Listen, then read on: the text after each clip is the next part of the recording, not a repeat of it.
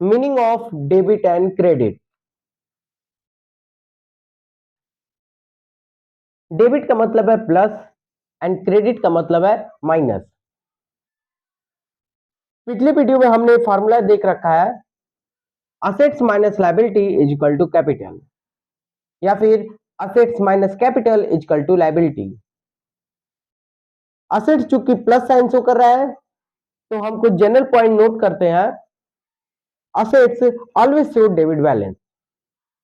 Liability minus का sign show कर रहा है, इसलिए liability always show credit balance. Capital भी माइनस का बैलेंस शो कर रहा है, इसलिए कैपिटल शोज क्रेडिट बैलेंस। आइए इस एग्जांपल को देखते हैं। इस क्वेश्चन में असेट्स ₹1,00,000 का है और लायबिलिटीज ₹80,000 का है। हमें फॉलोइंग डिटेल्स को फाइंड आउट करना है। हम जानते हैं assets minus liability is equal to capital. Assets अगर ₹1,00,000 का है और लायबिलिटी ₹80,000 का है तो हमारे पास कैपिटल का अमाउंट निकल कर आएगा ₹20,000।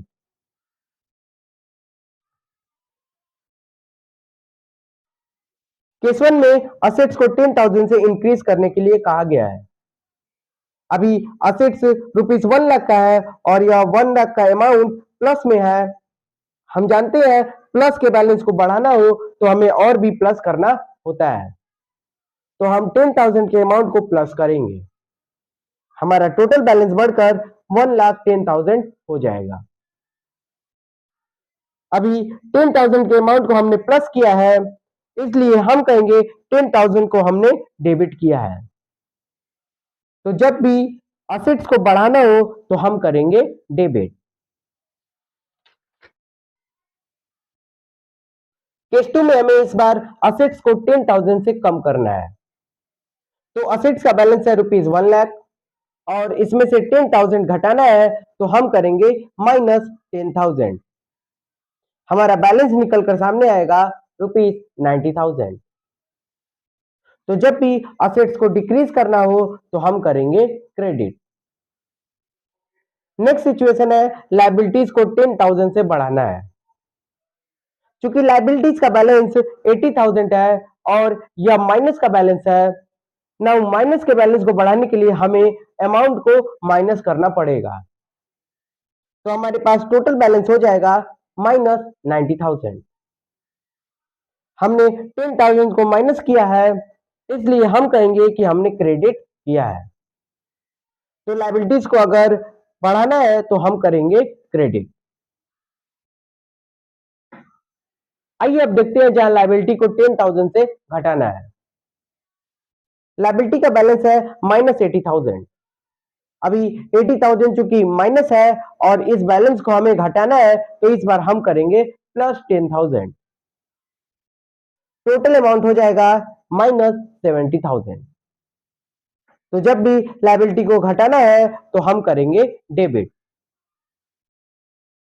सेम लाइक कैपिटल को 10,000 से बढ़ाना है, तो कैपिटल का बैलेंस है -20,000। चूंकि बैलेंस माइनस का है, इसलिए कैपिटल के बैलेंस को बढ़ाने के लिए हमें 10,000 के अमाउंट को माइनस करना पड़ेगा। टोटल बैलेंस कैपिटल का बढ़कर हो जाएगा -30,000। चूंकि 10,000 को हमने माइनस किया है, इसलिए हम कहेंगे हमने कैपिटल में 10,000 क्रेडिट किया है। तो जब भी कैपिटल को बढ़ाना हो तो हम करेंगे क्रेडिट।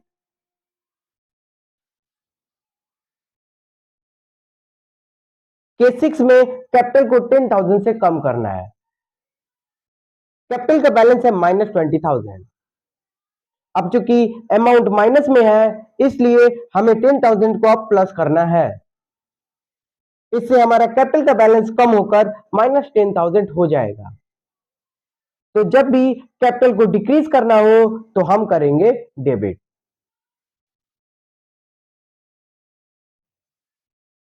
नाउ प्रत्येक बिजनेस ट्रांजैक्शन के दो साइड्स होते हैं, डेबिट एंड क्रेडिट।